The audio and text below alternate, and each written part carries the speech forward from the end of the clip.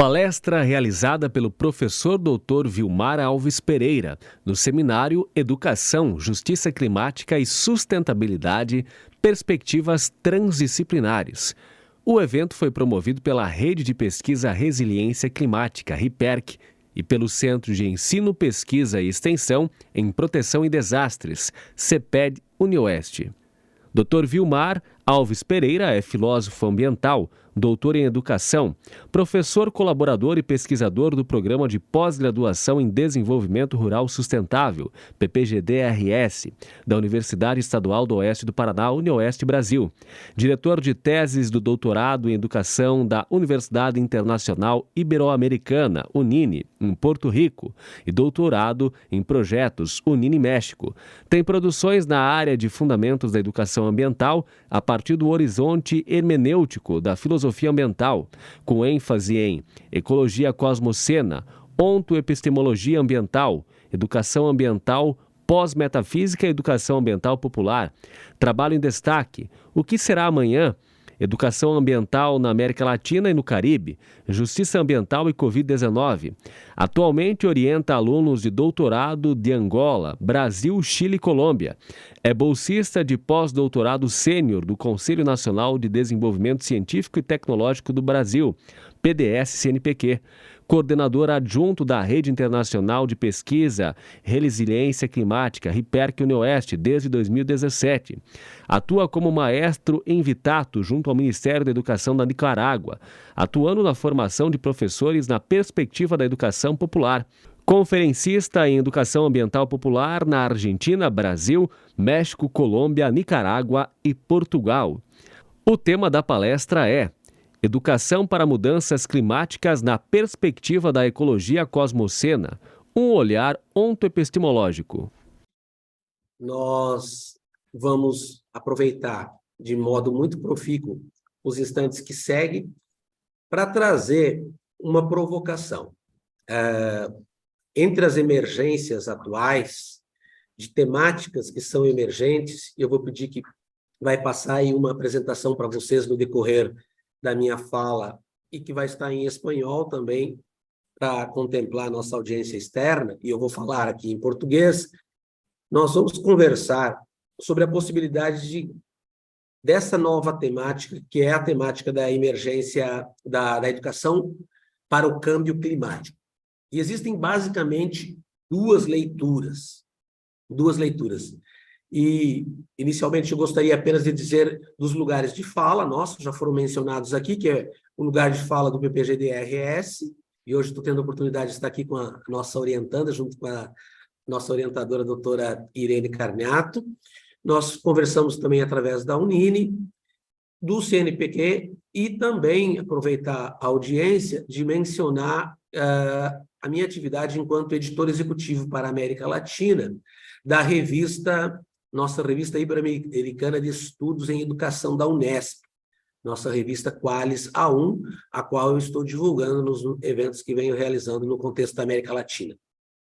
Mas eu queria aproveitar, pode passar a primeira lâmina, para situar o que eu venho percebendo nos últimos anos, junto com muitas leituras, com muitos autores, que é buscar pensar aqui que o campo ambiental está passando por um deslocamento. O campo das pesquisas, das ciências ambientais, está passando por um deslocamento. Essa é a tese que eu vou defender hoje de manhã aqui. Esse deslocamento, ele está trazendo para nós algumas exigências. E essas exigências apontam para mudanças, né? Em espanhol se chama para câmbios.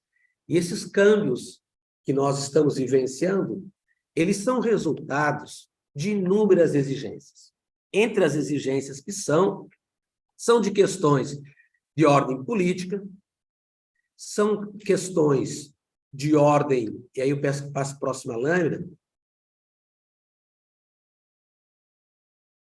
de ordem econômica, ordem social, e o debate também traz mudanças no campo ambiental. Então, vivenciando horizontes de múltiplas crises, eu gostaria de indicar uma leitura de uma obra que saiu recentemente, que é esta obra aqui, organizada pela grande pesquisadora, professora Esperança Terro.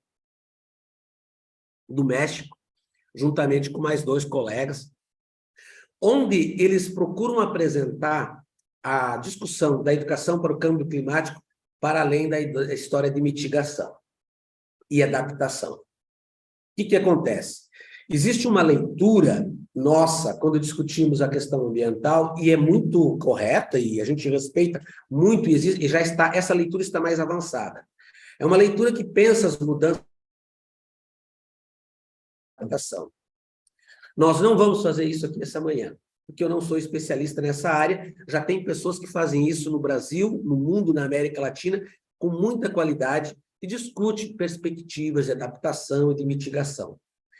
Eu quero fazer um movimento diferente. A nossa proposta é não discutir apenas a mitigação e a adaptação, mas é fazer uma discussão epistemológica, reflexiva da origem desse debate. Então, se a gente fosse resumir aqui a fala, há bons educadores ambientais que trabalham com educação ambiental na perspectiva da adaptação e da mitigação.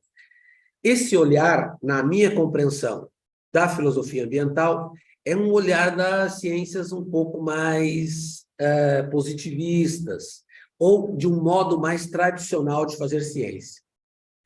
O olhar que nós vamos procurar apresentar na manhã de hoje, o olhar da ecologia cosmocena, ele procura ir lá na raiz do problema. Ele procura fazer a reflexão e também nos convidar para possibilidades de outros câmbios, né? Se a gente fala do câmbio climático, de outras redefinições. As palavras que mais eu tenho lido no campo da filosofia ambiental é redescrição, redefinição, reaprendizagem e reposicionamento. E é nesse olhar que eu venho pensando a questão da educação para as mudanças climáticas ou educação para o câmbio climático. Pode passar. Então, aqui, a discussão é ampla, mas eu queria falar que, quando a gente fala desse debate aqui, tem que se considerar múltiplas crises. Nós vivenciamos movimentos, estamos imersos num conjunto de múltiplas crises. E aí, quando você pode olhar aqui, eu estou falando de pautas ambientais amplas, não só da educação ambiental. Quando se fala em crise, ela tem vários adjetivos. E quem está estudando na área ambiental tem que saber que crises são. Então, por exemplo, a crise ambiental não se pode discuti-la isolada das questões de uma crise econômica, de uma crise de valores, de uma crise ética, de uma crise política profundamente. Aqui tem autores, por exemplo, o Foster, ele vai dizer, não, a gente está discutindo hoje, a crise que nós vivemos é a crise do sistema capitalista. Né? Você vai pegar o Loureiro, vai dizer, é uma crise do sistema econômico capitalista. Você vai pegar o pessoal da biologia, a crise ambiental, é uma crise que afeta o ambiente inteiro. E se você for pegar, por exemplo, a leitura latino-americana do Henrique Leffe, ele vai chamar essa crise de civilização, ou crise civilizatória. Então, é importante que, nesse momento que a gente está vivenciando essa redefinição, é pensar, mas se eu estou estudando no campo da educação ambiental, quero pensar mudanças, câmbios da educação ambiental, de que lugar nós nos situamos? De qual é esse lugar de fala? Então, esse horizonte de múltiplas crises é muito importante e a mim tenho acrescentado uma outra crise, que é uma crise de sentido. Né? Então, aqui na ecologia cosmocena, na obra que nós estamos trabalhando, nós consideramos que existe também uma crise existencial. Aonde, professor Vilmar, a gente pode perceber, onde podemos perceber mais latente, pode passar, esse horizonte de múltiplas crises. Olha, existem várias. A pandemia mesmo nos colocou de frente com a maioria dessas crises. A pandemia foi um momento em que nós suspendemos para pensar as questões da nossa existência. Eu escrevi nesse período um artigo chamado Existências Ameaçadas, e que era uma situação ali que necessariamente tinha que repensar aquele momento. Mas o que vem mais aparecendo para as nossas leituras, e aí tem bons estudos, acabei de escrever um artigo sobre isso de novo, é a leitura do pessoal que está trazendo que a gente tem que estudar sobre o antropoceno. E a mim, a leitura do antropoceno, ela não tem sido muito fecunda. Por quê? Porque as pessoas que trabalham com antropoceno vêm e demonstram assim, em síntese, né? Pegando aqui o Paul Cruz. A natureza tem forças que definem, no mundo natural, alguns movimentos. As ações humanas, elas foram tão contundentes que rivalizam com as outras forças da natureza. E as ações humanas estão mudando uma era glacial. Por isso, o antropoceno, a era humana, vem apresentar para nós o resultado de um diagnóstico de que nós estamos mudando uma era glacial de 11 mil anos atrás. A última era foi há 11 mil anos atrás, o Holoceno.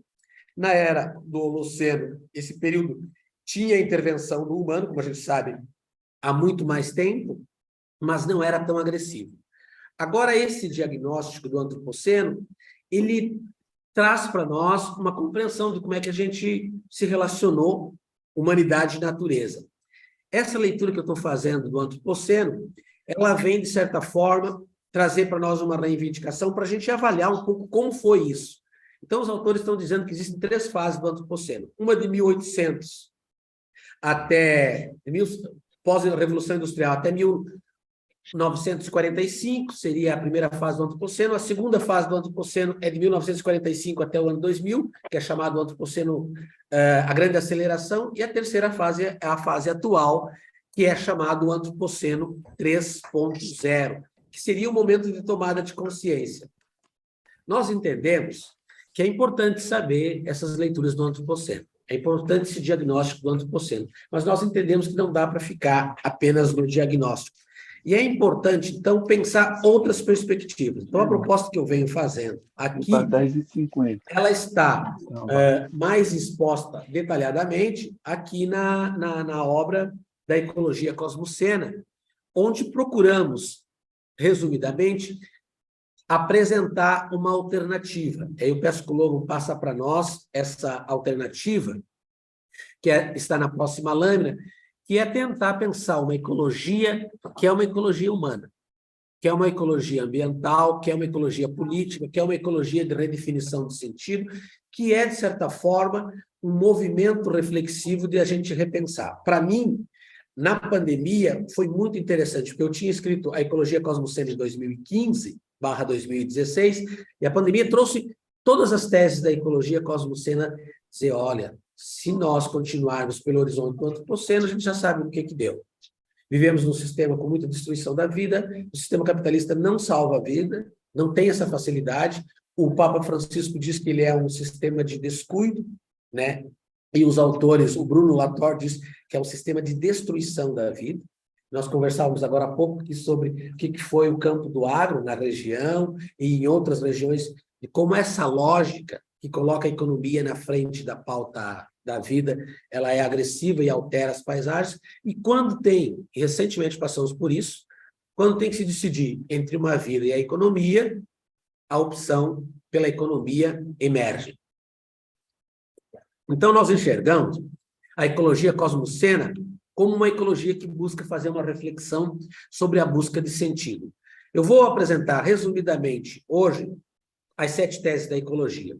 Só que não basta ficar nas 7 teses. Nós vamos apresentar, num segundo momento, 7 princípios de cada uma das teses para pensar uma pedagogia cosmocena para enfrentamento do câmbio climático. Aí você vai me dizer, tá, mas o senhor não vai discutir os dados do clima, de que morreram mais de 20 mil pessoas na Europa no ano passado, só de calor, de que esse ano chegamos a 77 graus negativos, morreram pessoas de frio. Esse diagnóstico tem bons especialistas que fazem, eu estou aqui do lado de uma, professora Irene, Aline, e aqui um programa que faz esse diagnóstico.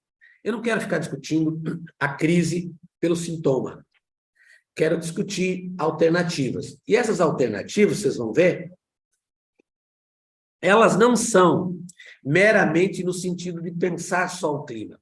Que nós entendemos, e aqui eu estou usando a tese dos pesquisadores do México, da professora Esperança Terro, e desse grupo que trabalha a ideia da educação ambiental, que pensar a questão do câmbio climático, uma educação para o câmbio climático, tem que pensar a questão inteira. Se eu for pensar só didática, se eu for só pensar estratégia, sem relacionar com o modo como nós vivemos, eu não consigo ter os avanços necessários. Então, para um câmbio, tem que ser um câmbio amplo. Inclusive, a crítica da professora Esperança Terro e de outros pesquisadores mexicanos aos ODS, de que os ODS, por vezes, discutem o câmbio climático sem discutir, por exemplo, na mineração, sem discutir os problemas históricos, sociais daquela comunidade que está lá, e ele fica preocupado, por exemplo, com vamos diminuir a emissão de gás carbônico, vamos trabalhar a questão do clima, não numa visão integradora. O horizonte e o esforço epistemológico que eu venho fazendo aqui é pensar a visão integradora. Quer dizer, não se discute clima pelo clima, não se discute desastre pelo desastre, senão a gente vai estar discutindo a parte. Nós vamos estar discutindo, se pegar o Thomas Kuhn, que é o autor do termo paradigma, ele vai dizer assim, olha, o paradigma, resumidamente, lá na obra Estrutura das Revoluções Científicas, ele vai dizer, um paradigma é um modelo. Esse modelo, ele é como um corpo, estação. De vez em quando, nesse modelo, pode começar a aparecer pequenas anomalias. Dali a pouco começa a aparecer mais anomalias, mais anomalias, mais anomalias, e ele vai começar a sucessão das anomalias vai começar a entrar em período de crise. E da crise vem a necessidade de ruptura e a necessidade de mudança de paradigma. Se nós discutirmos o efeito do que aconteceu em São Paulo, de 600 milímetros, 600 litros de água no metro cúbico, a gente vai só discutir a anomalia. Ou aquilo que eu chamo de patologias socioambientais. Então, pensar a questão do clima pelo horizonte ontoepistemológico e pelo horizonte de uma ecologia significa repensar as questões da nossa relação humanidade e natureza. Então, nas teses que eu apresento a seguir, pode passar a primeira, eu busco, pelo horizonte de uma ecologia, estabelecer uma reflexão crítica, densa, e que essa reflexão está nos ajudando a repensar algumas relações. E a primeira tese sugere rediscutir a educação, relação, humanidade e natureza. Se vocês pegam, por exemplo, o conceito de meio ambiente, o conceito de meio ambiente que surgiu, e a ideia da educação ambiental que chegou anglo-saxônico aqui no Brasil, no início da segunda metade do século passado, é um conceito de meio ambiente que surgiu de uma ideia de que o homem estava separado das demais naturezas. Existe concepção de educação ambiental que ainda reproduz essa concepção. Homem e demais naturezas. Ou, melhor, humanidade e demais naturezas. Essa concepção, ela é falha em qualquer processo educativo, adaptativo e mitigatório, que ele nos coloca como um ser à parte. O que o professor Vilmar tenta fazer na primeira tese da ecologia pós-Lucena? Vamos rediscutir a relação humanidade e natureza. E aqui eu não busco em autores, até posso buscar nos autores da física quântica, do Capra, em autores no Edgar Morin, mas eu vou buscar essa redefinição da relação nos povos tradicionais. Por isso que eu estou hoje aqui representado, trago toda a ancestralidade africana e trago também a ancestralidade dos povos indígenas tradicionais. E se você pegar, por exemplo, a cultura do buen vivir, essa relação lá ela não é complexa, como nós a complexificamos. Nós temos essa relação com uma certa anomalia por causa da separação. Mas não vem só de agora. Aqui daria para trabalhar uma aula de filosofia ambiental, desde o mito grego, quando o homem disse esse negócio de mito, esse negócio de magia, tem que sufocar. E tem que tirar essa história de magia, tem que superar e colocar a razão. Se você for pegar a visão medieval da relação religiosa, também é. Se vocês pegarem lá no Gênesis, na Bíblia, depois do sexto dia, Deus cometeu lá uma façanha e criou o homem. E olha o que diz o texto da Gênesis bíblica. E domine ele sobre todas as demais naturezas. Até ali tem uma separação. Eu estudo isso mais densamente, epistemologicamente, de que até a Idade Média, mesmo havendo a concepção religiosa fragmentária do ser humano diferente das demais, não era tão selvagem. Porque ainda tinha a questão religiosa de que temos que respeitar as criaturas de Deus. Então, o homem, pegar o canto de São Francisco, as demais naturezas, o homem havia um certo louvor e respeito, ainda que houvesse já essa separação, inclusive nas relações entre humanos e humanos.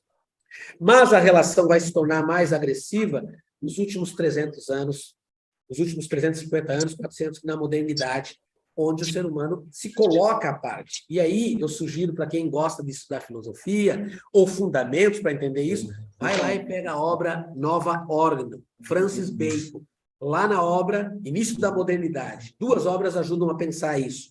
O homem como um sujeito racional que está um ser à parte das demais naturezas. A obra O Discurso do Método, ou, se você quiser pegar uma obra mais técnica, epistemológica, é a de Francis Bacon, Nova Ordem. Bacon diz, poder é saber. Ele diz que o saber é poder. Nós tendo saber, o saber é para dominar a natureza. Ali tem, assim, tudo o que nós vemos internalizados no DNA da modernidade e do capitalismo. O homem com saber e razão, essa razão não é humana, é uma razão instrumental, ele vai dominar as demais naturezas. E, mais ainda, ele vai abandonar a visão religiosa na Idade Moderna e vai, através do uso da razão, vai se colocar como sujeito em relação às demais naturezas. E aí dá uma ampla discussão. O que a gente está propondo na ecologia cosmocena?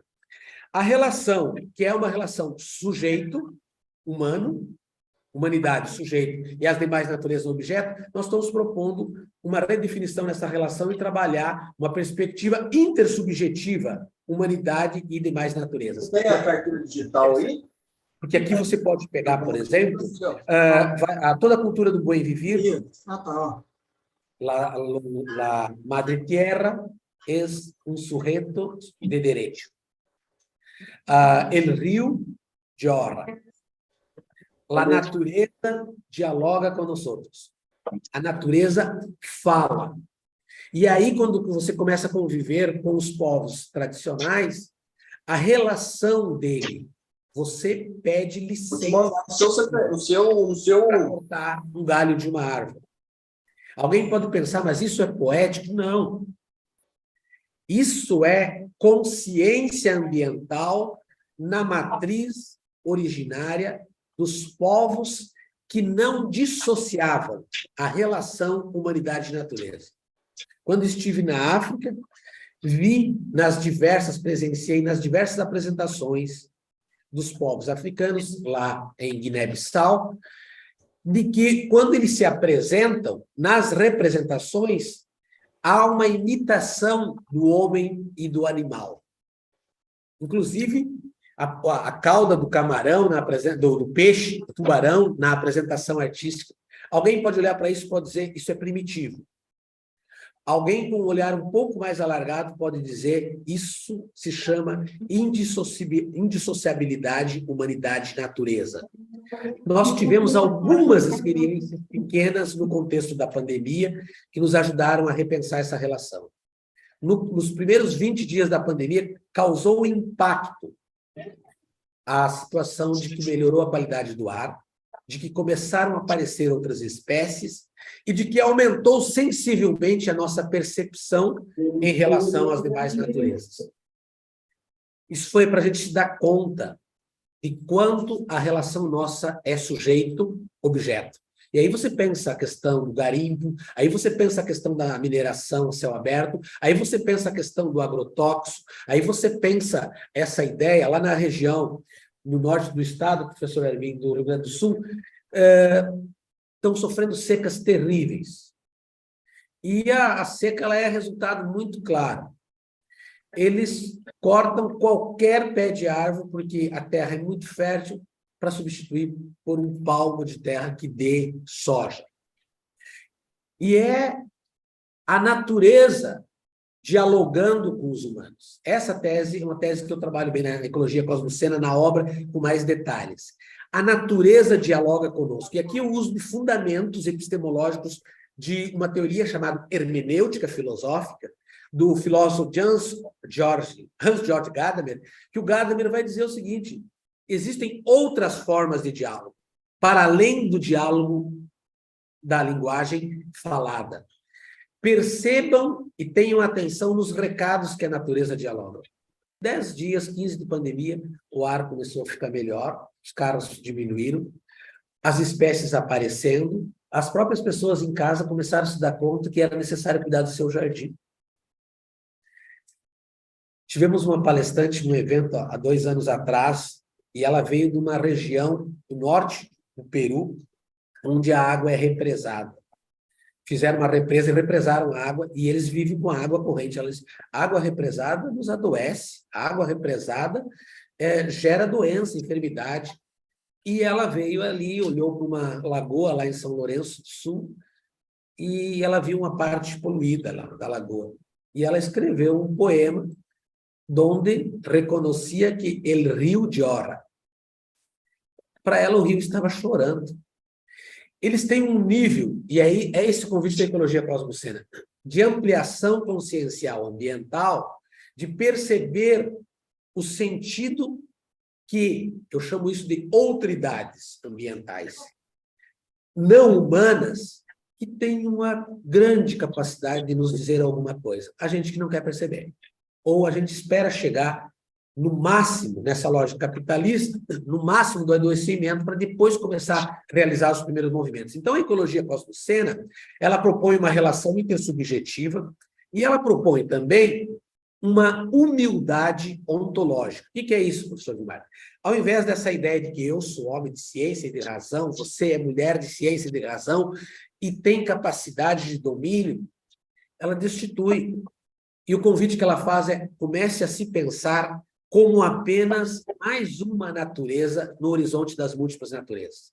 Aí alguém pode dizer para mim, mas você está querendo tirar o nosso papel de destaque, nós somos seres racionais, bípedes, telencéfalo altamente desenvolvido, e daí?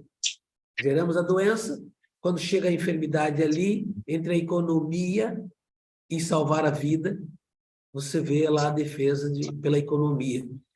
Isso se chama, segundo Max Weber e Adorno, racionalidade instrumental estratégica. Dizem Weber e Adorno, ela é tão fria, essa racionalidade estratégica, ela é focada ao aumento do lucro do poder. Aí já leva um... Ela é uma racionalidade tão fria.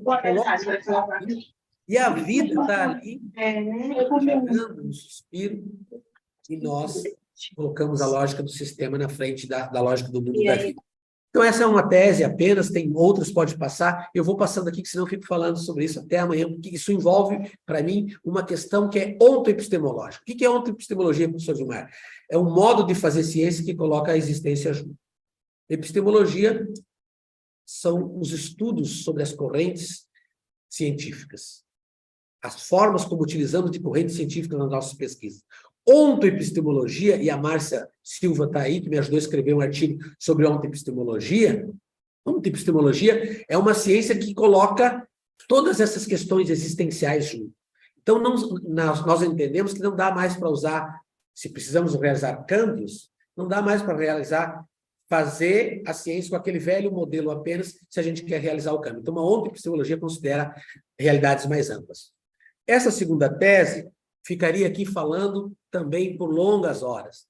Mas se temos que repensar, se temos que realizar câmbio, temos que repensar o nosso modo de ser. E somos, não sou eu que digo isso, são os autores, somos uma sociedade que adoeceu, patológica, bloqueada na sua criatividade, e com esse bloqueamento é resultado da aceleração e da falta da forma como nós lidamos com o tempo. Então, os autores estão dizendo que tem um novo conceito de tempo. O novo conceito de tempo se chama presenteísmo. Isso aí já está na obra do Fukuyama. Então, houve uma mudança. Vamos pensar aqui, eu que sou oriundo do século passado. Lá no século passado, nós vivenciávamos um conceito de tempo que surgiu na modernidade. Como que é esse conceito de tempo que surgiu na modernidade? Eu estou no presente, conceito de tempo dos últimos 300 anos. Eu estou no presente, eu olho para o passado e eu planejo o futuro. Essa ideia de tempo não foi criada por nós, foi pelos pensadores modernos. Estou no presente, olho para as minhas raízes, projeto futuro. Os 3 tempos bem definidos. Na atualidade, estamos com dificuldade de entender a vida nos três tempos. As agendas que nós criamos levaram a uma sociedade que, diz um poeta que escreveu lá em 1972, Simon Gold. O nome do texto dele é Entre a Flor e o Parafuso. Olha o que o Simon Gold me diz lá em 1972. Lá vão eles que somos nós, sem tempo para pensar, sem tempo para sentir, sem tempo para sorrir, apenas tempo para correr. A correr atrás de uma recompensa pré-fabricada que se chama salário. Em nossa cabeça, funciona como placas. Ande, pare, consuma. Pare, ande, consuma. Mas tu vives feliz, tu vives na era da tecnologia. Coca-Cola, Nike, Volkswagen. E passaram-se 1000 anos. E passaram-se 5.000 anos. Um dia um homem leu sobre o século XX e não pôde acreditar que isso aconteceu. Olhou para o seu lado e viu uma flor, e que tinha o mesmo perfume de sempre. Beijou-a ternamente e sorriu. Simon Gold, 1972. O que o Simon Gold está dizendo ali? Que a humanidade poderia optar ou pela lógica da flor ou pela lógica do parafuso. A lógica do parafuso venceu em muitos contextos. O convite da ecologia cosmocena é pensar a desaceleração. Inclusive, nós conversávamos muito, eu e a professora Irene, o tempo inteiro estamos falando nesse horizonte cosmoceno por causa das nossas questões existenciais. Mas o convite da ecologia cosmocena é você pensar, por exemplo, por que a gente escreve tanto artigo, nos tornamos tão produtivista e saboreamos pouco o que nós produzimos. Estou lá com uma quantidade de artigos do período pandêmico, e eu disse para a Irene, eu tenho palestras, conferências, reflexões para uma existência aí. Porque a sociedade não quer ver esse movimento existencial mais profundo. Nos exigem a produção em massa. Assim é o sistema. Produz toneladas de soja para matar a fome de vários planetas. Mas não se faz a reflexão sobre a ausência de comida, sobre a fome. CNBB lançou ontem um edital para enfrentar a temática da fome. 32 milhões de brasileiros na condição de fome. Na minha região, que é a região de pescado, as pessoas também estavam correndo atrás, né, da carcaça do peixe. Como nunca vimos. Por que nós... E aí o convite da ecologia cosmocena é desacelera. Escrever coisas com mais sentidos pressupõe tempo. Tempo para pensar, tempo para refletir, tempo para fazer um processo mais denso. Então, o convite da ecologia cosmocena é tempo para a nossa ética, tempo para a nossa poética, tempo para a nossa dimensão espiritual, tempo para desacelerar. O Boaventura Sousa Santos escreve sobre um sentimento que ele diz que nós estamos vivenciando uma situação da vertigem do bloqueamento. Eu fui ver o que ele diz lá, o Boaventura Sousa Santos. A vertigem do bloqueamento, ela é consequência da nossa aceleração. Aí, alguns exemplos bem práticos, assim. Nós, por exemplo, no nosso dia a dia, nós clicamos uma vez só para abrir um link na internet? Não, a gente clica 2 vezes. Nós não chamamos o elevador uma vez só, nós fazemos 2 vezes. Nós, nessa aceleração, tem gerado a enfermidade do século, que é a depressão. Bloqueamento, depressão, uma autocobrança muito grande para dar conta da enormidade de atividades. Então, o convite da ecologia cosmocena é tempo para cozinhar. Os europeus já mudaram a cultura do fast, vários deles já mudaram. Vamos fazer, Irene, o alimento em casa. Mas não é só o alimento, é a convivência. Tempo para nós refletirmos. A pandemia nos tirou daquele lugar do aligeiramento. Só que rapidamente nos colocou de novo. Por isso que eu nunca trabalhei na pandemia a ideia de novo normal. Porque a ideia de novo normal é adaptativa. Eu trabalhei a ideia de novas aprendizagens, tudo que eu escrevi. Novas aprendizagens é a gente dizer, tá, o que a gente pode reaprender ou aprender diferente para a gente não voltar a fazer as mesmas coisas no mesmo ritmo. Então, muitas pessoas aproveitaram esse período de redefinição ontológica para dizer, mas o que tem sentido? Sobre como é que eu vou continuar? como é que eu estava gestando, inclusive, a minha saúde nesse processo. Então, a desaceleração do tempo é um convite ecológico para ver o que nós queremos fazer com a nossa existência. Mas é um absurdo que a ciência já apontou que, não muito longe, nós vamos chegar a 120 anos de idade. E aí a grande pergunta que eu faço do ponto de vista ecológico é: para que 120? Se eu não sorvo esse tempo, se eu não vivo esse tempo. Lá em Veranópolis, na Serra Gaúcha, a média já chegou a 87, terra da longevidade. 87, para chegar a 87 de média, tem gente lá, muita gente batendo 90, 100. E legal, conquista da ciência para uma ciência que no século XVIII a média de vida era 35 anos. Mas a grande questão que nós fazemos do ponto de vista da ecologia cosmocena não é a quantidade de tempo. É o que estamos fazendo em termos existencial, ontológico, desse tempo que está disposto. Porque senão nós vamos chegar lá no parafuso e vamos vendo que a lógica do parafuso é uma lógica do adoecimento. Passando para nós, por gentileza. A terceira tese, eu vou passar aqui rápido, ela faz um convite a gente abrir um pouquinho os nossos olhos e nos darmos conta em dois movimentos. E aí é baseado no estudo de hermenêutica. Hermenêutica é uma teoria epistemológica que diz assim: os saberes sempre estiveram aí. Tudo sempre esteve aí. O que aconteceu? Aconteceu que em determinado momento nós fizemos uma ciência que selecionou: isso vale, isso não vale, isso pode, isso não pode, isso não é científico. E a gente negou aquilo que o Freire chama de leitura de mundo, e nós negamos o que Darcy Ribeiro. Portanto, se alguém quiser ler na área da educação, dois grandes pensadores, eu sugiro: leia Povo Brasileiro, de Darcy Ribeiro, ou Os Índios e a Civilização, de Darcy Ribeiro, e leia Paulo Freire, começa a ler lá, além da pedagogia do oprimido, a importância do ato de ler. Ele vai mostrar que a leitura de mundo precede a leitura da palavra. E o Hernani Maria Fiore, que fez a introdução do livro, as primeiras palavras do livro de Paulo Freire, ele fala algo que eu considero muito importante, que o Paulo Freire, ele chegou a ser essa expressão mundial que continua intervindo e referenciado em todo o mundo, porque o Paulo Freire fez algo para o seu tempo que nós precisamos fazer nesse momento agora. Ele decodificava o mundo. Um bom cientista ambiental tem que aprender a decodificar aquilo que está nos atravessando. Senão você vai discutir o câmbio climático pelas anomalias, pela patologia. E aí sim o convite da ecologia cosmocena.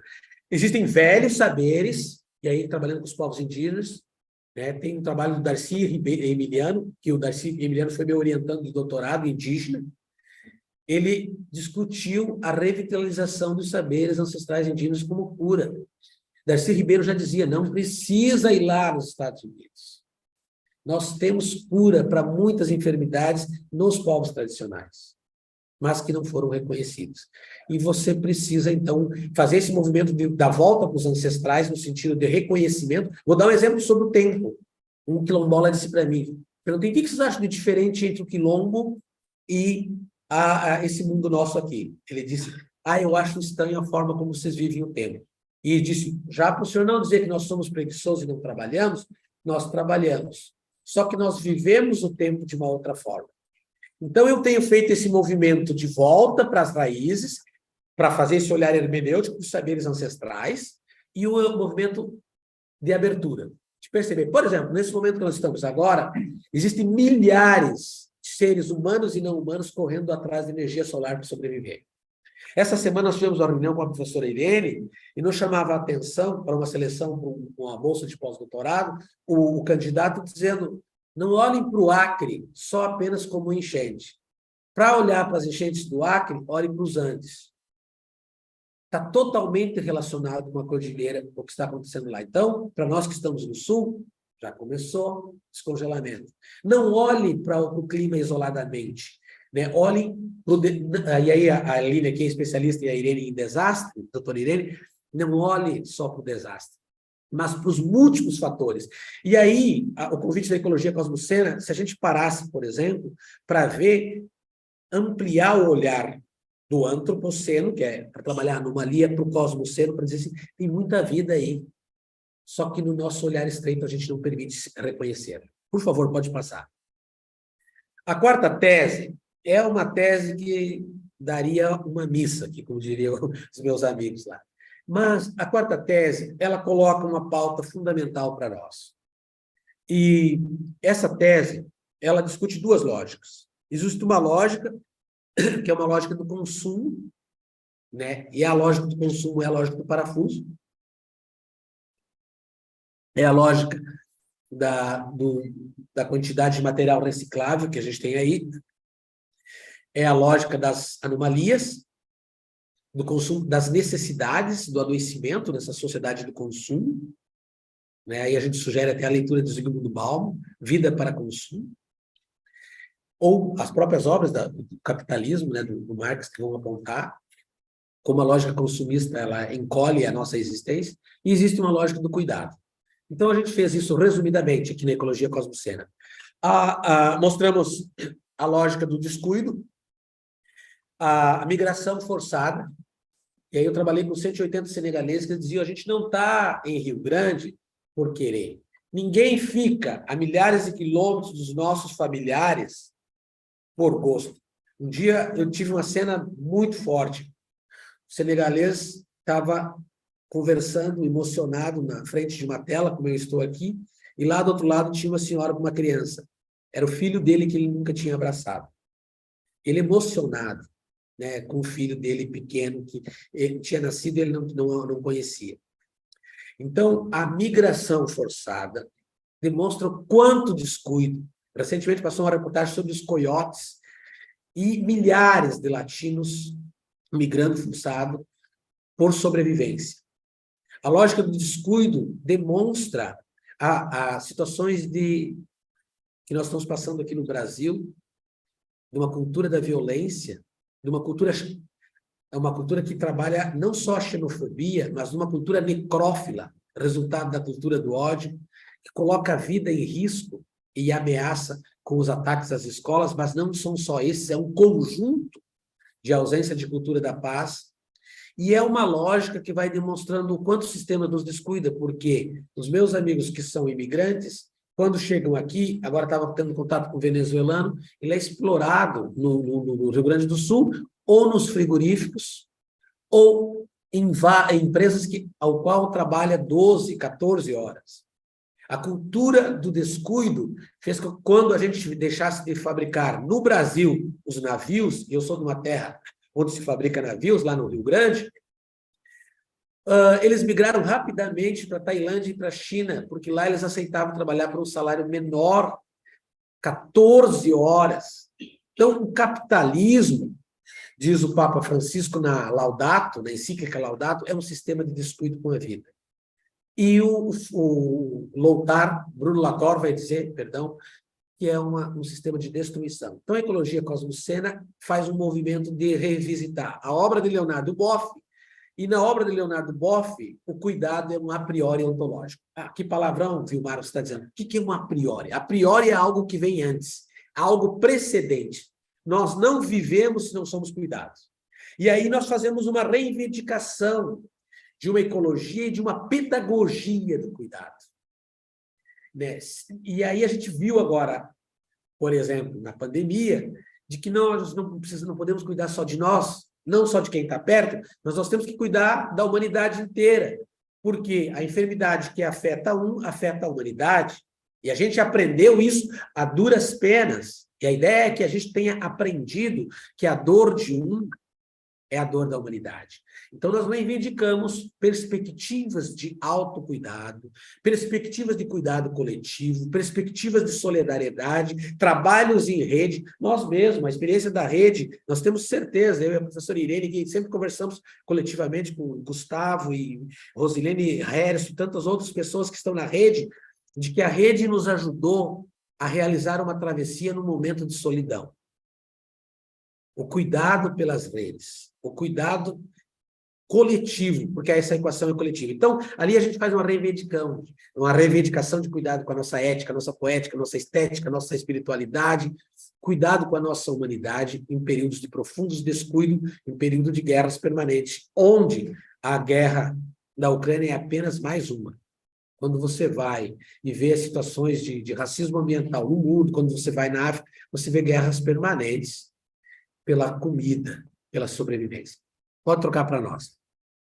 A quinta tese, ela fala da descolonização do mundo da vida. Aqui eu utilizo um conceito do filósofo chamado Jung Habermas. É um dos grandes filósofos vivos da teoria crítica. O que o Habermas diz? Existem dois mundos, resumidamente. Ele diz isso com palavras mais contundentes, mas na prática existiriam dois mundos.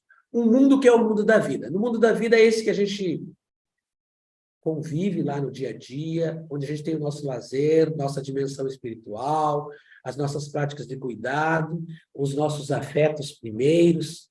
E esse mundo da vida é a nossa sustentação. O que ocorre, segundo o filósofo Habermas? Existe o mundo do sistema, e o mundo do sistema é esse que você tem horas, desde levantar até dormir. Tudo dentro de uma correria, né? A gente chegou ao absurdo de achar que alguém está bem. Como é que tu tá? Tu tá tudo bem? E a pessoa, estou bem, estou na correria. Parabéns. Está correndo para onde? Não sei. Mas está na correria. Como se estar bem é estar na correria. Você permite que esse mundo do sistema colonize o teu mundo da vida. Ao absurdo de você fazer agenda no final de semana. Ao absurdo de você agendar suas férias. Ao absurdo de você permitir trabalhar no final de semana, mas não ter coragem de fazer uma atividade lúdica na segunda-feira, porque você vai ficar com culpa, porque o capitalismo cria culpa, vai te considerar que você é um desocupado se você tirar. Se as pessoas te encontram nas férias, eles dizem assim, tudo bem, vagabundeando. Olha que absurdo. É o teu tempo de lazer e, às vezes, você tira férias para cuidar da saúde. Então, essa sociedade demente, patológica, ela necessita repensar processos de descolonização. Então, nós analisamos todos esses processos de colonização e analisamos também, nessa lógica, o impacto que as redes sociais...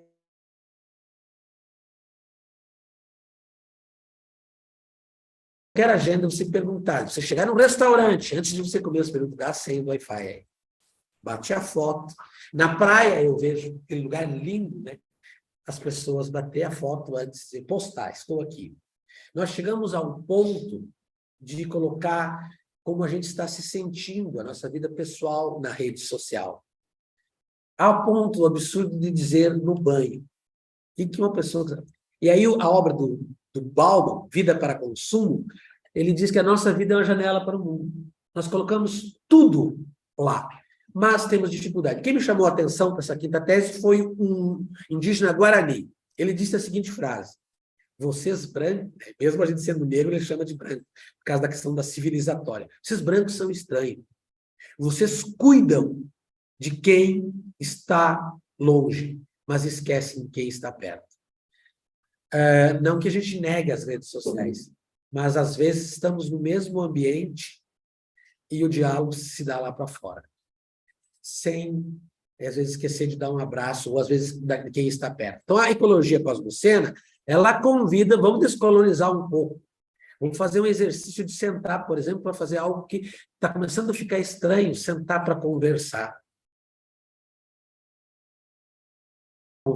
Então, o convite da ecologia cosmocena é esse reencontro conosco mesmo, no sentido de dizer o que é prioridade. E essa descolonização não é fácil. A gente viu agora, inclusive, na forma de se alimentar, que nos deixa patológico. A gente começou a cozinhar mais, começou a conviver mais, e, pasme, foi o período que teve o maior número de separação nos últimos anos. Conviver... Boff diz o cotidiano, ele exige, a gente tem que pagar conta, tem que se enxergar, exige se reconhecer, exige se exercitar o auto-amor, exige convivência. E nós não estávamos tão preparados para isso. Então, a ecologia cosmocena faz esse convite para a gente voltar um pouco mais para a nossa essência aí. Sexta tese.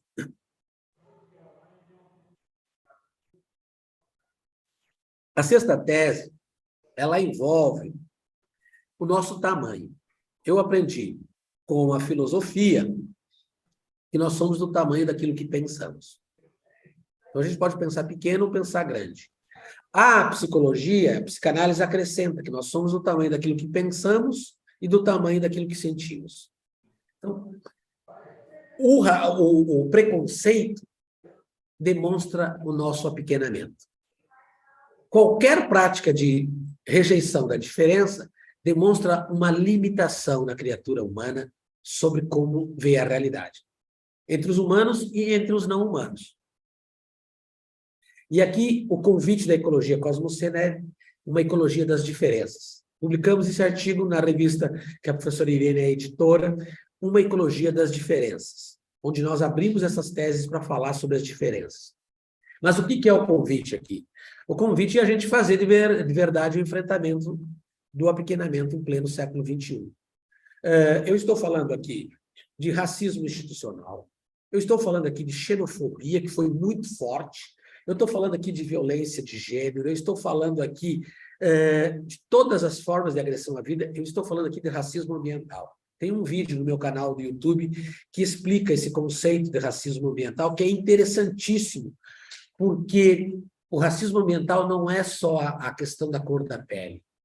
É para onde as pessoas menos favorecidas vão e onde elas vivem nos grandes centros e no interior, no campo, na cidade, e como isso afeta elas ambientalmente nas questões de saneamento, nas questões de acesso e garantia ao alimento, ao cuidado, à vida.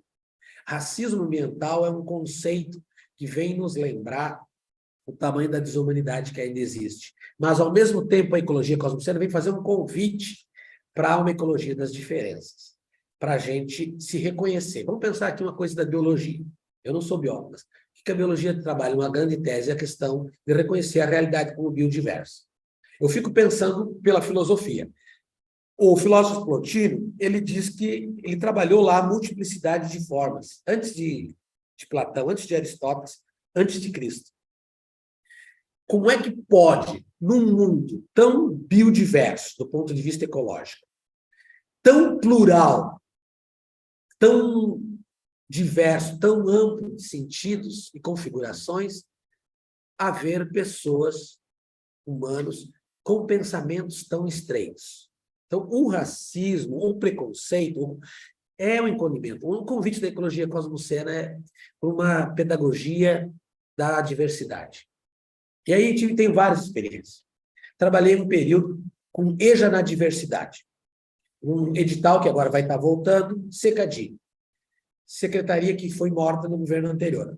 O EJA na diversidade. Eu tinha dentro da sala de aula o quilombola, o indígena, o líder comunitário, o filho de pequeno produtor, o alemão, de proveniência alemã, eram todas as outridades ali. E cada uma era reconhecida. Mas aí o que tem que mudar pedagogicamente? Tem que fazer um projeto, um currículo, uma pedagogia totalmente diferente. Primeiro mês, nós só trabalhávamos pertencimento, que é um conteúdo que falta nas aulas todas. Nós trabalhamos o conteúdo. Cada vez mais que eu leio sobre a mãe África, e todos nós somos afrodescendentes, que a África é um continente mãe, eu fico espantado das aulas que nós faltamos, ou das aulas que nós não tivemos. Eu vim para cá e estou lendo, segunda-feira eu vou numa banca, sobre o povo banto, a influência do povo banto na Baixada Fluminense. E eu estou espantado, e assim, dizendo, meu Deus, quantas aulas eu não tive. E ali fala que existem mais de 200 milhões de pessoas que falam a língua banto. Africanos que vieram, estão em todas as partes do mundo, com uma cultura fantástica. Mas nós não tivemos essas aulas. Eu sei falar em grego e latim alguns termos, mas eu não sei falar iorubá. Meus colegas falam iorubá. Então, nós tivemos um currículo que não trabalhou o nosso pertencimento. Eu sou roceiro, e a roça nunca saiu de mim. Eu saí da roça, mas a roça nunca saiu de mim. Nos meus 50, eu me sinto um roceiro, porque a nossa Constituição, nos primeiros anos de vida, ela define tudo. É a nossa matriz existencial. Tenho orgulho de dizer, eu sou roceiro, filho de pai meeiro e de mãe, pai meeiro, sem terra, e de mãe, professor da escola do campo. É o nosso arranjo existencial. E você não tem disciplinas que trabalhem relações étnico-culturais, raciais, para trabalhar o nosso pertencimento, para não acontecer o que o professor Armin dizia. Nós estamos numa região de fronteira, uma pessoa não podia falar a linguagem alemã, porque tinha a negação da cultura por medo, até por perigo, e das violências que existiam. E aí você se criou e você perdeu o teu DNA cultural. Então, pedagogias que apontem para esse caminho de volta. A ecologia cosmocêntrica faz esse convite, ou a gente sabe, e aí pode perceber, nós nos resolvemos muito bem na vida quando a gente se reconhece. Então, lá na Nicarágua, eu estou trabalhando há 5 anos, e o que eles pedem para mim falar? Paulo Freire, primeiro ponto da pedagogia freiriana é a contextualização, leitura de mundo. El sentimento de la pertenença. A pedagogia na Nicarágua, o sentimento de la pertenença. E depois que você se sente pertencido, você vai para o mundo. Você dialoga. E os nossos currículos negaram isso. Então, o que a gente está falando aqui? De pedagogias que façam esses movimentos para a gente poder fazer esse olhar. Pode passar ali. A 7ª tese toca numa pauta polemíssima, mas muito interessante. Eu vou contar para vocês um caso e vou dar um exemplo dessa 7ª tese. Uma estudante estava fazendo mestrado, como eu estou aqui no programa de pós-graduação, mestrado e doutorado. Ela ia perder a bolsa dela, lá na Universidade Federal de Pelotas. Ela estava desesperada. E ela ligou para sua mãe, de santo, e disse: minha mãe de santo, eu vou perder minha bolsa. A mãe de santo dela disse: vai para a reunião e deixa comigo. Deixa comigo. E ela foi para a reunião. Aí chegou lá, tudo estava se encaminhando para perder. Discutiram, dialogaram, a equipe toda. Até que no final, nos 47 do segundo tempo, acharam uma alternativa, ela não perdeu a bolsa dela. Ela saiu da reunião, a primeira coisa que fez, ligou para a mãe de santo dela.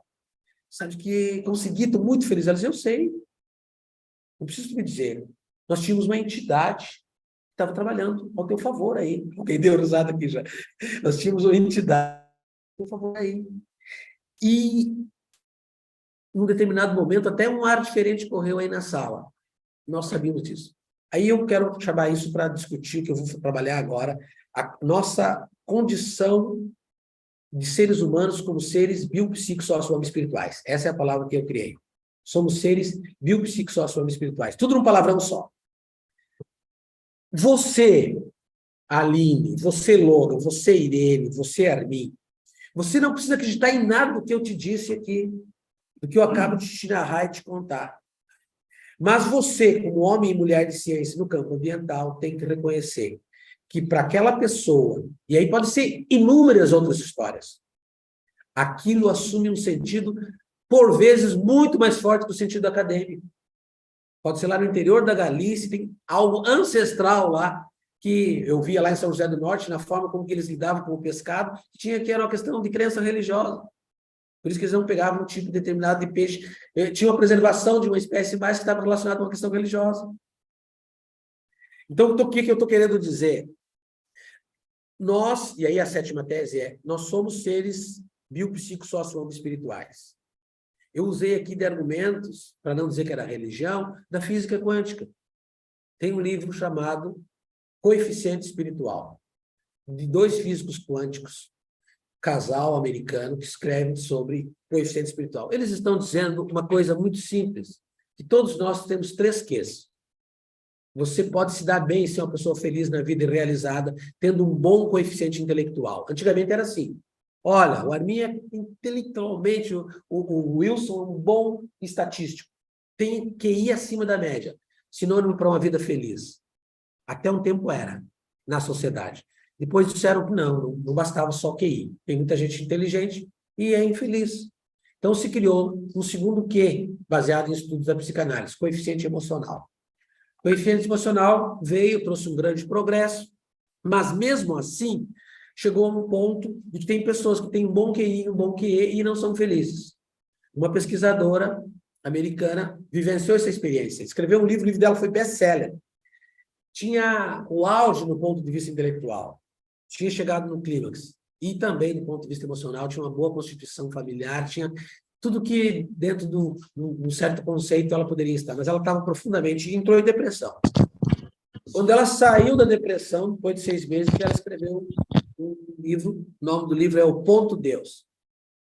E ela definiu, cientificamente, a existência, aqui, ó, na glândula pineal, do terceiro quê? Coeficiente espiritual. É o que dá equilíbrio aos outros dois. Ela diz que não se trata de religião. Não é a religião. O QS é aquele que harmoniza as nossas questões sobre o sentido da vida, sobre o sentido daquilo que nós fazemos, e o sentido daquilo que nos atravessa. O QS é o que dá o equilíbrio para tudo. Então, você pode praticar o yoga, buscar o equilíbrio, você pode praticar um esporte, você pode praticar, você gosta de ecoturismo, você gosta de enfim, qualquer que seja, uma arte, uma música, qualquer que seja, uma poética, uma estética, uma religião, aonde você quer que seja, você tem esse teu ponto do QS. Mas o QS é o que vai te trazer, enquanto ser humano, para as grandes questões ontológicas da tua vida, que são as questões de sentido, que a filosofia sempre fez. De onde eu vim, para onde eu vou, qual é o sentido dessa existência. Sócrates dizia, e aqui eu estou resumindo, que a humanidade ela iria se dar muito bem em conhecer as coisas externas, mas ia se esquecer do principal: conhece-te a ti mesmo.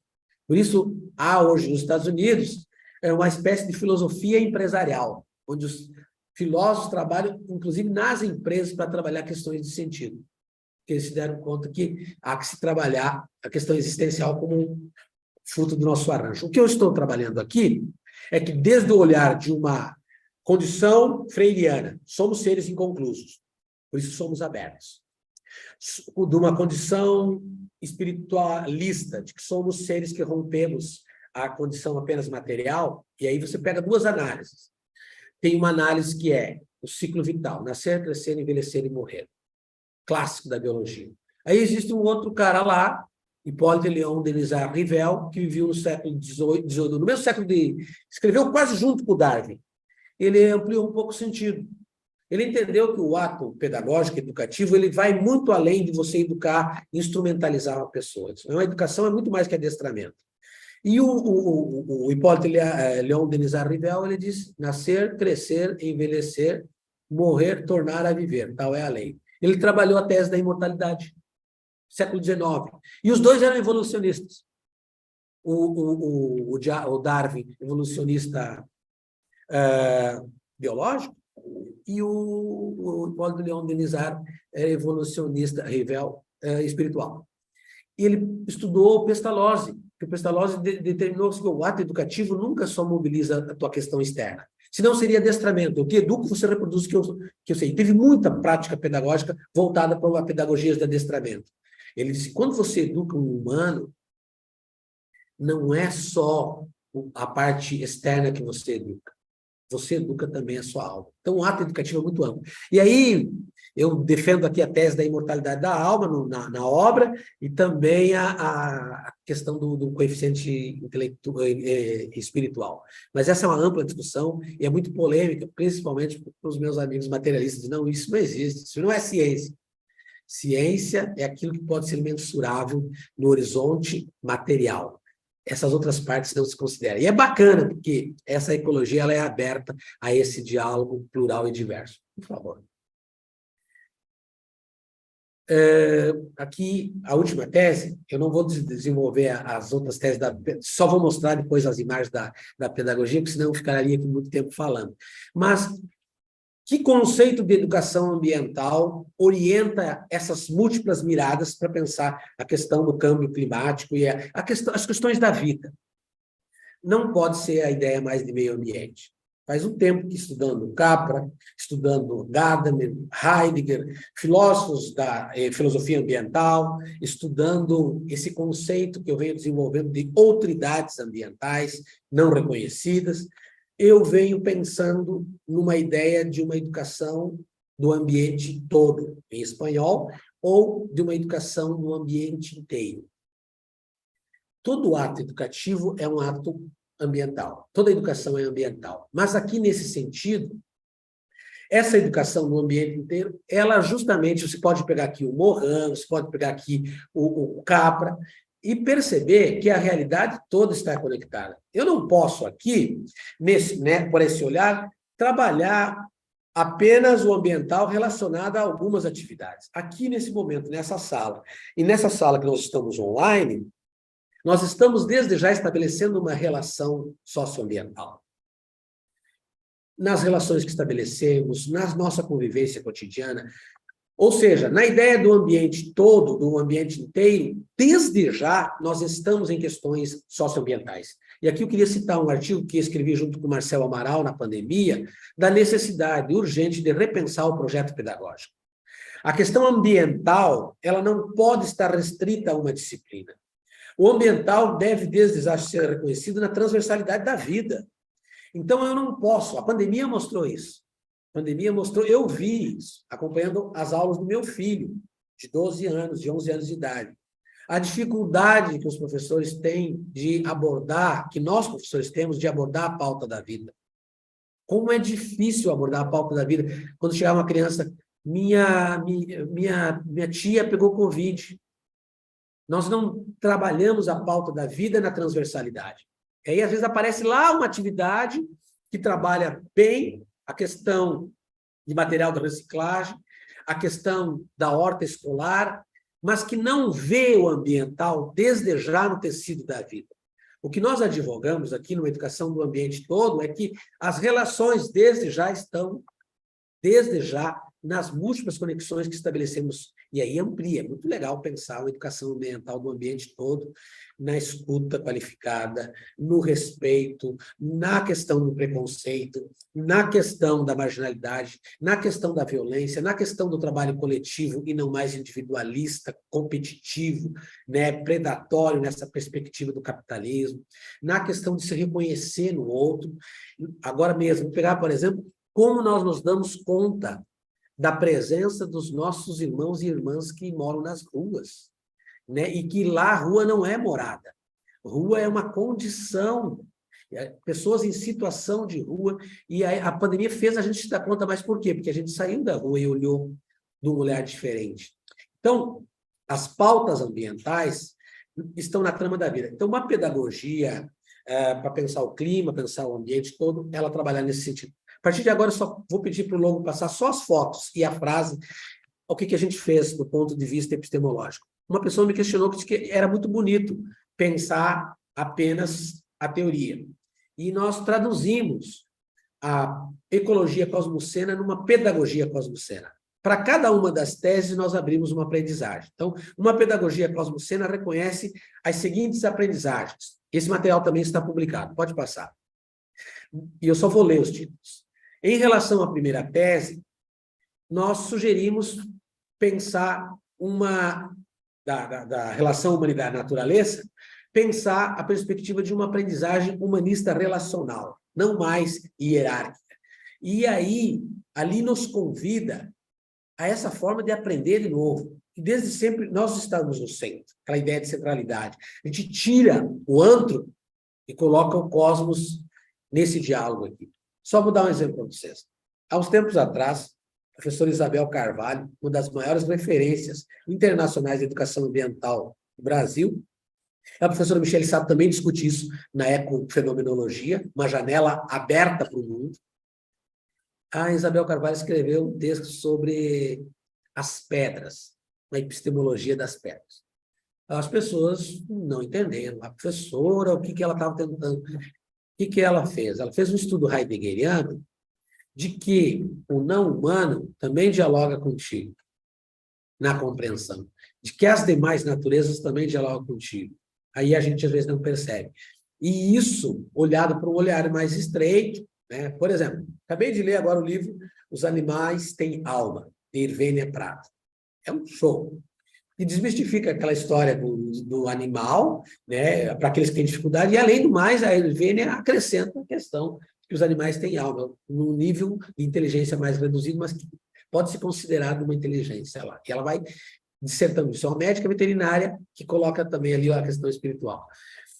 A relação com os não-humanos, às vezes as pessoas dizem, mas ela se amplia muito nessa pedagogia, nessa aprendizagem relacional, que você sai daquela posição e se coloca mais numa condição intersubjetiva de diálogo. Pode continuar. A segunda aprendizagem, ela é um convite para que a gente desenvolva aprendizagens para valorizar a vida. O Freire trabalha isso. Eu trabalhei isso num capítulo chamado de Las Ontologias Opressoras, no contexto da pandemia. As ontologias opressoras são modos de ser do opressor, que a gente estuda muito a pedagogia do oprimido para falar do oprimido, e esquece de falar de como é a estratégia do opressor. E ali o Freire fala, olha, temos que ser bem claro, existe uma relação do antagônico, que não quer dialogar, e existe a relação com o diferente. Com o diferente a gente dialoga, o antagônico não tem diálogo. E o necrófilo, ele pode até ter o verniz, mas não tem como colocar. Então, o Freire discute, existe uma pedagogia para a vida, e todo ato educativo, ele pauta a vida, toda a educação, ela se orienta para ter mais vida, tem conhecimento, sempre expansivo, e tem uma ontologia que é necrófila. Então, a gente faz uma invitação, um convite, para pensarmos aprendizagens de valorização da vida. E eu discorro várias ali no decorrer da obra. Terceira. Aqui, que a gente possa, o convite hermenêutico, hermenêutica, além de ser uma teoria, é um modo de ser. Estou tentando simplificar aqui o Gadamer, mas a hermenêutica é um modo de ser. O convite é que a gente tenha uma abertura. Vou dar apenas um exemplo, que nós temos a Aline, que voltou da Galícia, né? E que foi conversar, realizou um trabalho de escuta com produtores rurais aqui no interior, aqui do Paraná, e também lá na Galícia. Quando você vai com uma postura de pesquisador tradicional, você vai lá para ouvir o que eles querem te dizer para confirmar a tua hipótese, para corroborar a tua tese. Isso aqui daria uma aula só sobre isso. Quando você vai para realizar a escuta hermenêutica, você vai aberto para as compreensões, para os sentidos outros que você não esperava. E aí os estudantes dizem para mim, professor Vilmar, eu fui esperando isso, mas não veio. Eu digo, o que veio? Aquele outro aspecto que emergiu desse comentário mais espontâneo, dessa conversa que surgiu lá, às vezes ele diz muito mais e amplia muito mais o sentido do que aquela tua camisa de força. Por isso que eu trabalho. Tem um livro sobre isso escrito coletivamente. Epistemologia e metodologia nas pesquisas de educação. Você não discute o metodológico sem o epistemológico junto. E o modo de ser hermeneuta, ele promove essa abertura. Então, é muito interessante para você que trabalha com causas sociais, movimentos sociais. Você vai lá e você aprende. Você faz a imersão. Eu vou estar fazendo isso amanhã, aqui em Marechal Cândido Rondon, numa disciplina do professor João Zonin, onde nós vamos fazer uma imersão. Eu estou muito curioso, porque eu estou aberto, porque eu não sei o que vai ter. O olhar hermeneuta deve estar preparado para o porvenir, como se diz em espanhol, para aquilo que não está decodificado. Eu vou lá fazer escuta, e aí o Freire diz que não é qualquer escuta, é decodificação. Se as pedagogias trabalhassem mais para esses olhares mais ampliados, mais alargados, a educação seria muito mais eivada de sentido. Pode passar, estou tomando muito tempo aqui. A quarta aprendizagem, já mencionei, mas é assim, é o desarrollo, o desenvolvimento de uma pedagogia do cuidado. Uma pedagogia que potencialize a vida. Uma pedagogia que reconheça o cuidado como uma primeira questão. Então, aqui, por exemplo, só um exemplo. Todos aqui são reconhecidos no primeiro momento. Que bom que aqui é um lugar que a gente se permite isso, de olhar no olho do professor Armin, mas tem muitos lugares que você é o número da tua matrícula. E você, essa lógica positivista que está na empresa, ela entra na sala de aula. E você eu fui vendedor 50-10-98, vendi nas antigas lojas Arapuã. Se o 50-10-98 não batesse a meta, eu era chamado para o gerente e logo ali dava corte. Então, a pedagogia do cuidado, ela quem você é?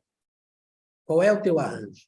E isso muda nas pesquisas. Então, na área de educação ambiental, os meus estudantes, nossos orientandos, no campo das humanas, eles escrevem um primeiro capítulo. E esse primeiro capítulo é percurso, é trajetória. É aquilo que o Nietzsche escreve na obra, como alguém se torna aquilo que é. O nome da obra do Nietzsche é Etiópia. Se você quer algo filosófico, vai lá para o Nietzsche. O que é essa obra em síntese? É um diário do Nietzsche. As pessoas não entendiam o Friedrich Nietzsche. E ele tentou contar como ele se tornou aquilo que ele é.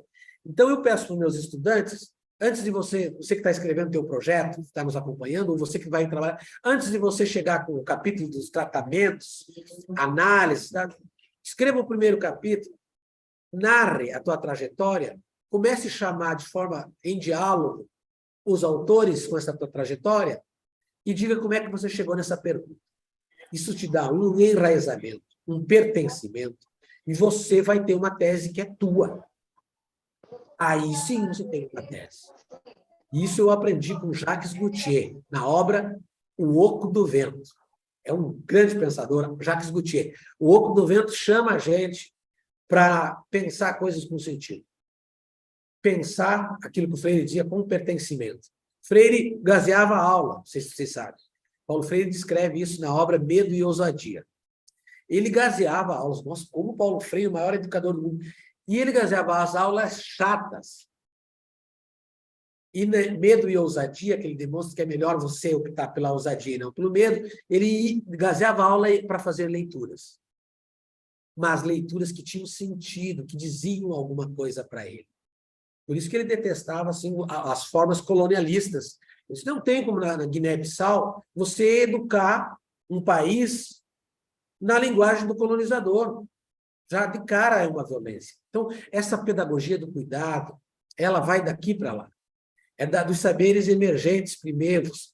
E aí ela, assim, dessa forma, cuidando do nosso pertencimento, da nossa identidade, a gente está cuidando de nós. Pode passar? Aqui é um convite a uma pedagogia que nos coloque nesse outro horizonte, né? Interessante. Nós chegamos num ponto em que a competitividade aí fora é tão grande que as pessoas falam de ética mínima. O que é, resumindo, a ética mínima? É você poder viver as suas relações apenas com a tua família.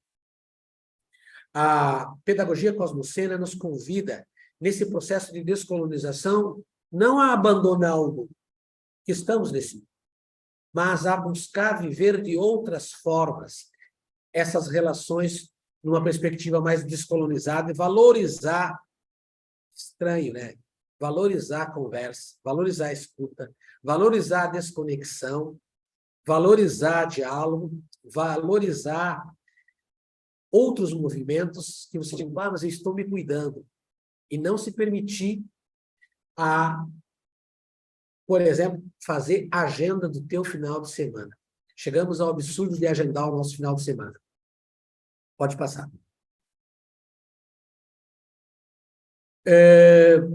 Aqui, por um mundo diverso, a gente defende uma pedagogia da diversidade, uma aprendizagem da diversidade. Isso aqui eu desenvolvo mais amplamente nesse artigo sobre as outridades, né? São as diferentes outridades que não reconhecidas. Então, as outridades ambientais nos convidam à abertura a esse diálogo e a esse pertencimento nesse contexto, né? Alguns trabalham como o conceito de alteridade. Eu tenho trabalhado com as outridades, das quais nós desde já nos constituímos com ele, e aqui sim pensando na escola, nas pedagogias lá, dessa conversa com o diferente. Vou dar um exemplo para vocês. O meu estudante, Paulo, estava fazendo estágio. E a criança, uma das crianças lá na escola, pegou um tamborzinho e começou a bater no seu tamborzinho. E uma criança viu, e ele estava saudando o Exu, que é uma divindade na matriz africana. Então, o Exu é coisa de uma divindade da matriz africana que trabalha. Hoje, por exemplo, eu saúdo Omolu, que é uma divindade do Deus da cura. Na crise da pandemia, quando eu escrevi o artigo Existências Ambientais, Existências Ameaçadas, eu fui conversar com os povos da matriz africana e com os indígenas. E eles disseram, volta para cá. Conversa com o Omolu, conversa com os anciões, com os pajé, com os cunhã. Eles me deram todo o movimento que eles fizeram desse caminho de volta. E aí o gurizinho começou a bater lá, um aluno chamou, a escola era tradicional, olha, está fazendo um negócio aí para algo que não é de Deus. E a professora proibiu o aluninho de bater. Então, nós temos que essas visões ainda monistas, engessadas, que te obrigam a conjugar no singular a nossa espiritualidade, que com a tua cultura, e isso aí sufoca a questão de gênero. A criança de 12 anos estava se identificando, né, como uma criança trans, a mãe sabia mas não sabia o que fazer. A escola sabia, mas não sabia como trabalhar. E, normalmente, eu trabalhei com um projeto num período chamado Manas na Escola, com transexuais, durante um período. Todo o horário era pensado na vida delas, na dimensão existencial delas. E esse trabalho que a gente fazia, e aí o que acontece? As pessoas sabem que são, mas não têm que trabalhar. A maioria das transexuais diz, eu não saí da escola, fui convidado a me retirar. Eu não escolhi, gênero não é escolha, é uma condição. E aí você vê uma série de coisas de violência que nós realizamos. Então, esse convite de reconhecimento, de pertencimento que a ecologia faz. 7ª tese, aqui é um convite a reconhecer essa dimensão que eu falei, e eu tenho prestado muita atenção. Hoje eu estou aqui nessa conversa, e aqui está me visitando, para os que estão online, um amigo meu, 2 amigos meus. Um amigo meu que eu trabalhei durante a pandemia inteira na orientação de doutorados, defendeu o doutorado agora há pouco, o doutor Augusto Takashi Miura, e não foi uma relação na pandemia, com todas aquelas dúvidas, de enfrentamentos, não foi uma relação de orientação técnica, como se pensa a EAD. Foi uma amizade que se construiu, nós discutimos tudo, tinha dia que a orientação era só espiritual, não é, Miura? E hoje ele veio aqui para a gente se encontrar, estou conhecendo ele pessoalmente, estou emocionado, porque o que conta na contabilidade da nossa vida é a qualidade das relações que a gente estabelece. E estou podendo abraçar a minha orientanda também, de mais de 2 anos, eu sou co-orientador junto com a professora Irene e a Aline, que tivemos inúmeras relações, inúmeros desafios e dilemas. Então, você fica pensando de que quando você se envolve num processo educativo, não é um processo burocrático, não é um processo nessa lógica do adestramento, você tem questões técnicas fundamentais.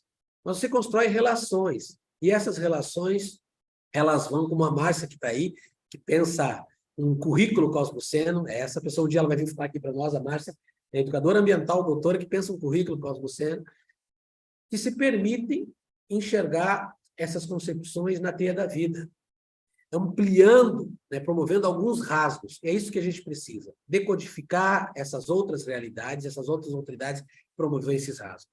Então, eu vou fechando aqui, dizendo que a pedagogia cosmocena, ela pensa numa pedagogia do ambiente todo, como eu tinha falado, pode passar. E eu tive uma pessoa que eu quero homenagear hoje, que está aqui nesse símbolo aqui. Vou levantar para vocês verem em cima. Eu fui fazer uma visita à professora Michele Sato, em 2019, fui numa banca. Ela me deu essa camisa aqui dos povos tradicionais, feita por eles, que vendem na feira lá em Cuiabá. Professora Michele Sato, o que eu escrevi é muito fora do dito normal, ou da casinha, ou do condomínio, ou dos horizontes epistemológicos. Pensar uma ecologia de sentido, uma ecologia que reconheça todas essas questões, essas autoridades. E então tinha que ser alguém que prefaciasse a obra, que fosse alguém que conseguisse enxergar. Então, a professora Michele Sato, que é uma educadora ambiental fantástica, reconhecida internacionalmente, ela escreveu para mim o prefácio. E uma das questões que ela escreveu no prefácio, que eu compartilho aqui, é que ela enxerga a pedagogia cosmocena com essa busca de uma visão mais integral. E que não faz mais aquela diferença entre agora é racional, agora é corpo, é sentimento, mas que trabalha todas essas autoridades no cotidiano da vida. Ela também diz que a forma que isso ocorre não é hierárquica, e também ela chama a gente para romper essas questões.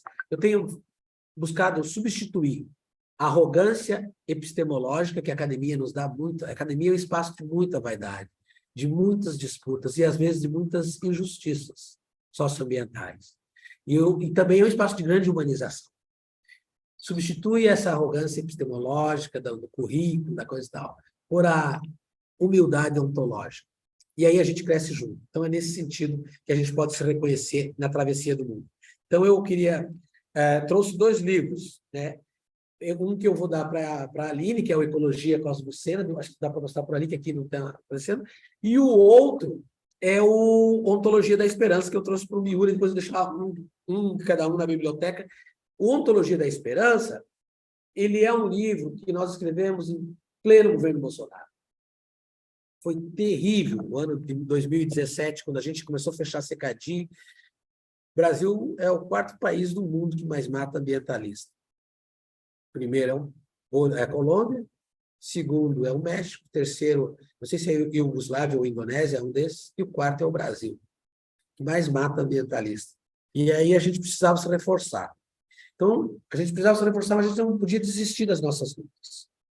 Então, a gente pediu para que pessoas que pesquisavam sobre gênero, sobre movimento social, sobre, seja qual for a pauta, racismo, sobre justiça climática, a gente juntou aí umas 15 ou 20 pessoas do Brasil e pediu que elas escrevessem a sua luta, mas colocassem isso numa perspectiva de diferença, de esperança.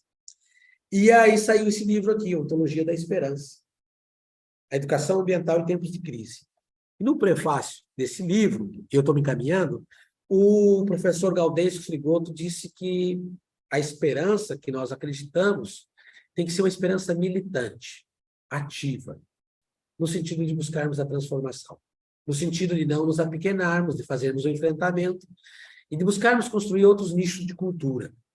E, nesse sentido, é que eu trabalho com o conceito de Paulo Freire. Ele diz, a esperança, é muito interessante. Eu li nas férias, nesse período de pandemia, a Pedagogia da Esperança. Ele diz, a esperança é a luta para trazer de volta a nossa humanidade e a nossa dignidade que nos foi roubada. Esse é o esforço de esperança. Por isso que a esperança não é passiva. Por isso a professora Irene fala daquele esperançar. E aí ele fala que a esperança é uma luta. A esperança não é um cruzar de braços. Enquanto eu luto, eu espero. Enquanto eu espero, eu luto. E eu sempre repito e termino com a minha frase, que eu trabalho que a esperança é uma dança que se alcança, se a gente não se cansa. Então, com isso, eu queria desejar muita força nas lutas de cada um e de cada um que estamos acompanhando aqui e muito esperançar. Esse esperançar que nos potencializa. Quando eu falo esperançar, eu falo da nossa rede. A rede que nós aprovamos esse projeto, 2 grandes projetos, sendo um desse o Amazônia 10, que é um projeto fantástico, encharcado de possibilidades de justiça climática. E eu falo também do nosso PPG-DRS como um espaço de acolhida das diferenças e da esperança. Para resumir, vou trabalhar uma ideia da professora Michele Sato. A professora Michele Sato disse para mim, foi ela que disse, Vilmar, tem 2 caminhos para pensar a questão climática. Um caminho é por essa linguagem mais técnica necessária da adaptação e da mitigação. Tem que ser feito coisas urgentes nisso. E tem um outro caminho, que é pelo olhar de uma educação ambiental que discute com esse universo todo. Ela disse, na compreensão dela, que a ecologia cosmocena começa esse diálogo. Não só a ecologia cosmocena, muitas outras obras começam esse diálogo com essas autoridades ambientais para fazer um movimento existencial ontológico no sentido da transformação. E, pelo outro lado, a gente vai lá, porque esse movimento, aí eu cito a professora Esperança Terra, o olhar integrador e crítico da questão do clima é que proporciona aquilo que eu falei aqui, um exercício de decodificação. E aí a gente cuidar para não cair no canto da sereia, de que com uma estratégia só a gente vai resolver. É tudo isso, todo esse conjunto, e mais a nossa força, a nossa esperança e a nossa luta. Gratidão pela oportunidade, estamos abertos para continuar esse diálogo. Desculpe se me demorei, mas essa aqui que é a teoria que eu trabalho, estou perguntando, é uma teoria? Não é uma teoria. Escrita é, teoricamente. Você pode baixar o livro, colocar Ecologia Cosmocena, a redefinição do espaço no cosmos, você baixa ela lá do ResearchGate, a obra inteira está lá disponível, mas nós compreendemos, para além de uma teoria, e é isso que nós temos trabalhado com a professora Irene, é um modo de existência. Então, para nós, é um modo de existência, e a gente está muito feliz, professor Armin, professora Irene e demais colegas, pela acolhida nesse espaço. Gratidão.